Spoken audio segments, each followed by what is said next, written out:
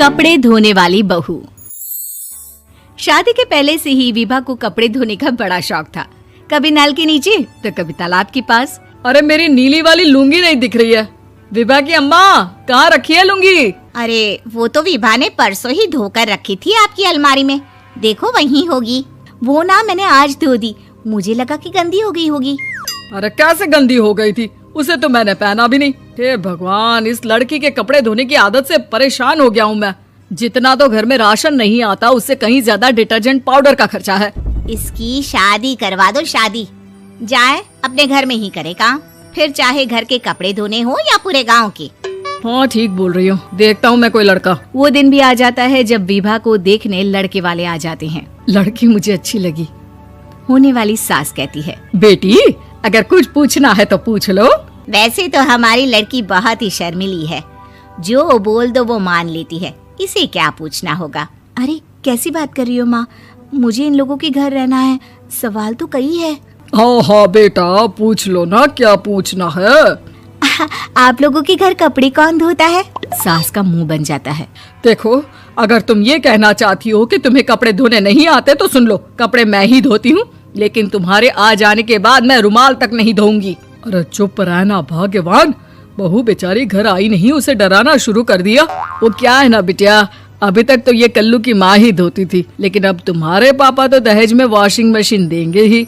तभी विभा की माँ बोल पड़ती है, सवाल भी पूछा तो क्या। वैसे भाई साहब, मशीन की तो फिर भी कपड़े धोने की कैपेसिटी होती है। मतलब जो बिटिया दे रहे हैं ना विभा, इसे कपड़े धोने का बहुत शौक है। ये आप लोगों के क्या, आस पड़ोस गांव मोहल्ले सबके कपड़े धो दे और उफ तक ना करे। बाहर देखा नहीं आपने कितने कपड़े सूख रहे हैं? सब हमारी बिटिया ने ही तो धोए हैं। बस भी करो ना माँ, शर्म आ रही इतनी तारीफ सुनकर। और तो और एक दाग निकाल कर दिखाओ तो मान जाऊं। हाँ अच्छा, माफ करना बेटा, मैंने गलत समझा। हमें तो रिश्ता बहुत पसंद है।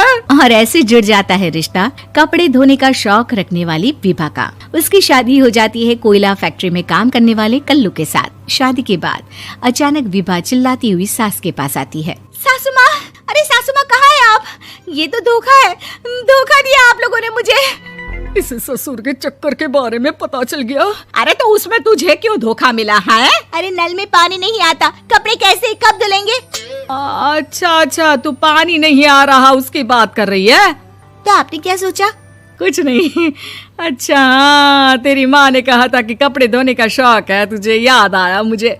शौक बोलकर कपड़े धोने वाले मेरे जुनून को कम ना आके सासू माँ, कपड़ा धोना मेरा गुरूर है।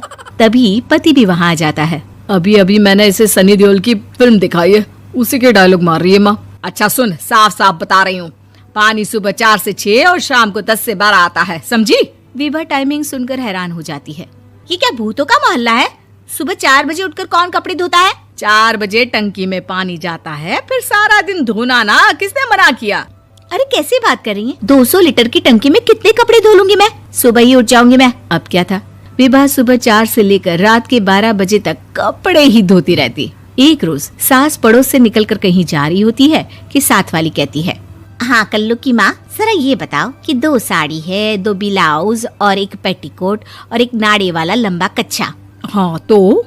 अरे तो क्या, कितना लोगी धुलाई ये बताओ। धोबन दिख रहे हैं हम क्या? हमारे पति सरकारी नौकरी से अभी रिटायर हुए हैं और बेटा सुपरवाइजर है कोयला फैक्ट्री में। धोबन समझ रखा है हमें? हाय रे कल्लू की अम्मा, माफ कर दो, वो तो मोहल्ले में यही सब बता रहे थे कि तुमने बहू को कपड़ा धुलवाने के काम में लगा दिया है। सास को पड़ोसन की बात सुनकर गुस्सा आ जाता है। वो घर पहुंचती है जहां घर के बाहर ही इतने सारे कपड़े सूख रहे होते हैं जितने कि किसी धोबन के घर पर। अरे ओ कल्लू की दुल्हन, बाहर निकल।